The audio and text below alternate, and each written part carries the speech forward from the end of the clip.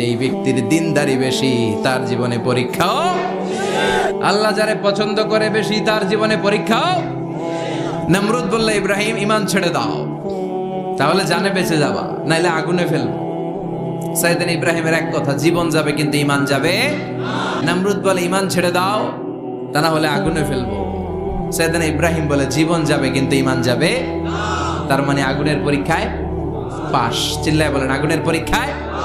পরীক্ষা নাম্বার 2, একটার পর একটা পরীক্ষা নিতে আল্লাহ শুরু করলেন। আল্লাহ বললেন, ইব্রাহিম যাও, কলিজার টুকরা সন্তানকে আর হাজারকে মক্কার ধুধু প্রান্তরে ফেলে দিয়ে আসো।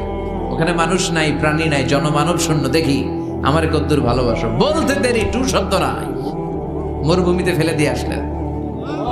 তার মানে পরীক্ষা নাম্বার 2তেও, কথা বলেন, 2তেও।